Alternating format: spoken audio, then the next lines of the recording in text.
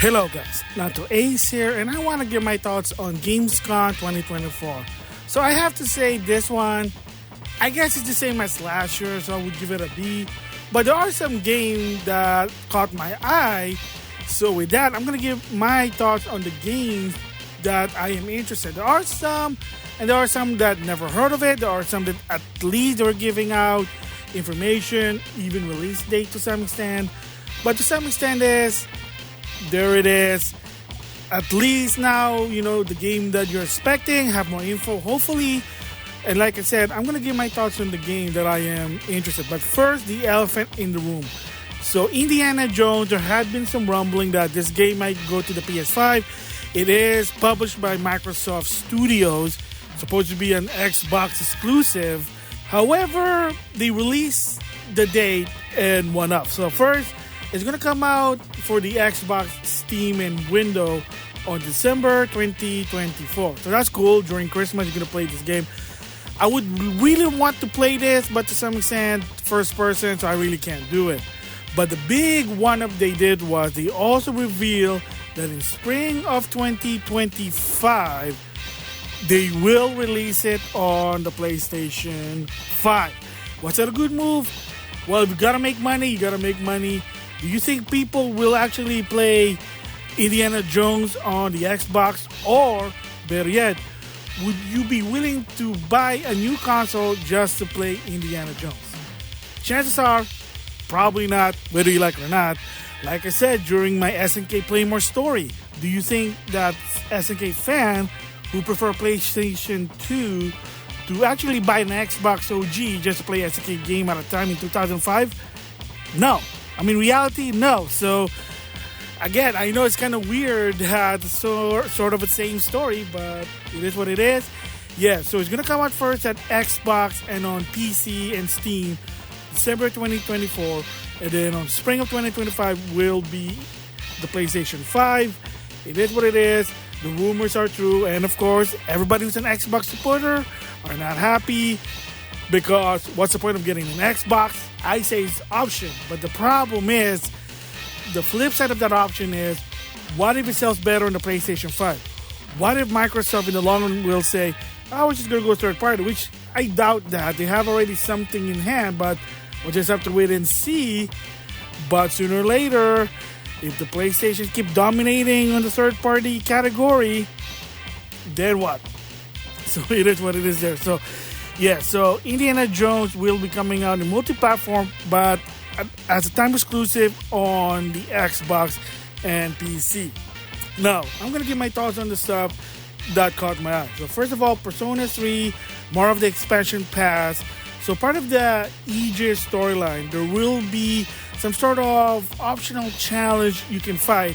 And apparently you're going to be fighting against Joker from Persona 5. So there you go. So I don't think it's related to the story more than just a challenge. Fighting guest bosses. I mean, that's been around. Final Fantasy kind of did that. Some other games kind of did that. So there you go. Interesting. I just bought the actual game. It was on sale for $40. I'm going to try it out when I have a chance. Backlog there. But hey, now they're doing cross promotion. So props to Atlas. So the next one is more info about Monster Hunter Wild. Yes, the game's not even going to come out until, supposedly from what I understand, summer of 2025. But they keep popping a lot of this info, trailers. I mean, it's monster hunting, but apparently there's more story to it. The trailer they showed was to introduce more weapons, more characters, part of the story, and of course more monsters. I'm not really a Monster Hunter fan, but I do play the game. It's fun to some extent, but hey, at least a new one's coming out for the PlayStation 5, Series XS, and I wouldn't be surprised it's also going to be on the next Nintendo console. Just makes sense. Gotta be patient about it. Until Nintendo announce their console, you're not going to hear anything about Nintendo for a while, but I'm surprised that they keep always talking about Monster Hunter Wild. What else can they talk about? I know a lot of people are a fan of it. I mean, you gotta give credit to Ryoza Sugimoto, because if you watch it for him, Capcom probably gonna be still in a predicament to some extent. If you didn't know, like I said, 2012 to 2014, they were in a bad situation. Couldn't make games. They had to outsource their IP. And then with Monster Hunter, somehow we made it good. People are putting money in. All of a sudden, they're making money again. And finally, they're able to make games. So they kind of learned something from the past. Chances are, new people working, new higher-ups, it is what it is then. So moving from that one is a double feature of HoYoverse games. First, Zenless Zone Zero introduced more characters and a new area for the game. Pretty awesome, interesting. I've been playing the game. Highly recommended if you can play it on PC or the PlayStation 5. It is a gacha game to some extent, but to some extent as well, like I've seen people, you can get cool stuff without paying anything. To some extent, if you're trying to participate on Twitch Drop, they offer codes, take an advantage, put the time in it, put the code in on your account, you're probably going to be fine. You're going to get some advantage. Just saying that, because it goes as well with Honkai Rail Stars, which they showed another new character and a new storyline for that game.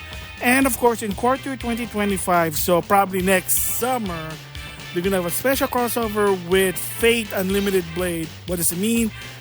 Who knows? But probably gonna be interesting in the long run. So like I said, if you want something like a free-to-play game that's kinda worth your time, try playing some HoYoverse game. They are fun, but to some extent, again, it is a free-to-play game. It's a gacha game, so there might be something that, hey, you're gonna have to put money in, or you probably need to find some advantage. But like I said, finding promos, find a code, Twitch Drop, and you should be fine to some extent there. So now, closing for this Gamescom presentation are two fighting game as expected. First of all, SNK Fatal Fury, Seed of the Wolf revealed Mai. So I was hoping that Mai would be in the game. They finally showed her. And yes, her new outfit is some sort of very tight biker getup. You can see her tummy. So once again, praise the tummy. And of course, her boobylicious cleavage. So of course, use your imagination. Yes. So anyway, she has a new biker outfit that can show her tummy. But you can also play as her nostalgic costume from the classic Fatal Fury, the red ninja outfit that she always wears as a signature. Pretty awesome there. So yes, so Mai finally is back all those time, and not in the King of Fighter timeline, in the Fatal Fury timeline. Plus, they also have a trailer for the overall of what the game is all about. And finally, they show the release date, and it will be April of 2025, which is surprisingly, people thought it would be between January to March because they said early 2025. But, you know, it is what it is. And the game's going to come with 22 characters plus 5 additional characters for Season Pass. It is what it is. DLC, whether you like or not, that is sort of the rule. So take it what it is. That's how it goes with fighting games. Mortal Kombat did that. Street Fighter, King of Fighter, Guilty Gear, etc., etc., etc.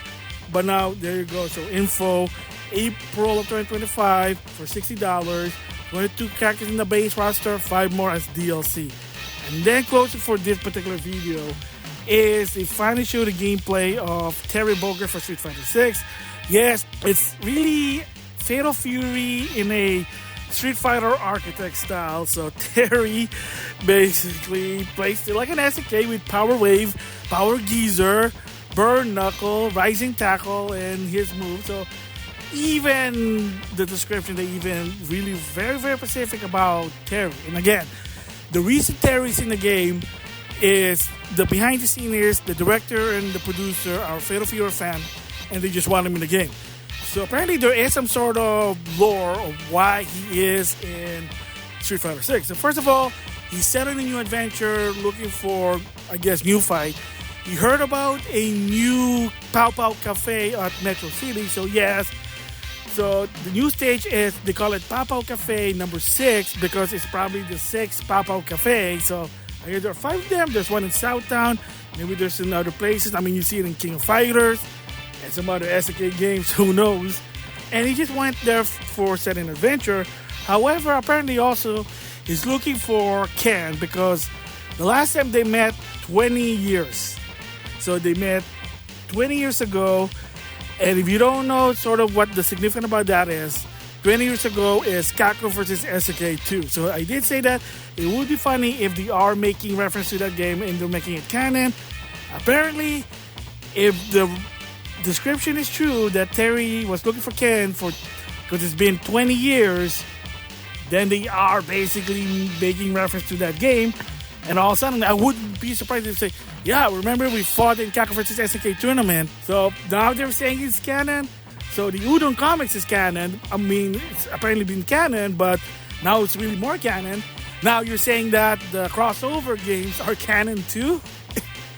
Oh boy, so everything is canon. Jackie Chan's Karate Kid and the original Karate Kid movie are canon, but that's a different story there. So yeah, so Terry gameplay looks awesome. It's gonna come out September 24, 2024. No surprise. And like I said, the free update is that your avatar fighters able to mimic, let's just go with that, Terry's moveset. The story mode, the world tour mode, it will be free. The only thing that's paid is the character itself. But like I said, if you have rental tickets, by all means, just use it if you have a lot. Remember, you can only get 10 at a time. So, there you go. And then I wouldn't be surprised if one of the arcade now, because you finally added a 16th one, which is Slam Master. So could it be the 17th one is going to be Fatal Fury 1? Just saying there. I'll be laughing if it is, but we'll just have to wait and see. So, can't wait for that one. So my overall thoughts about this Gamescom presentation. First of all, nothing bad happened like last year. If you didn't know, there was some two weirdo. They basically jumped the stage and asked me when's Grand Theft Auto 6, and then, stupidity.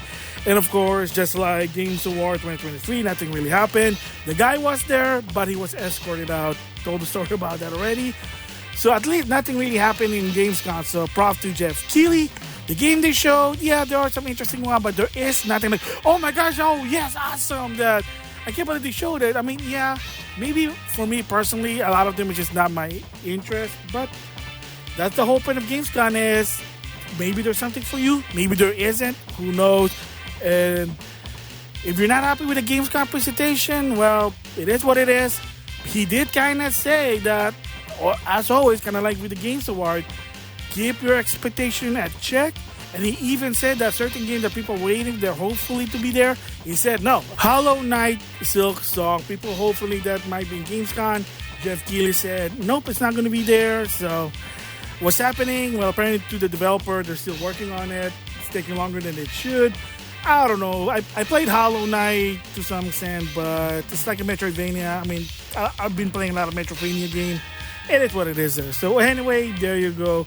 So it wasn't good. It wasn't bad. There was something for me there. That's what I'm giving my thoughts on. But again, just it's your opinion. What do you think about Gamescom?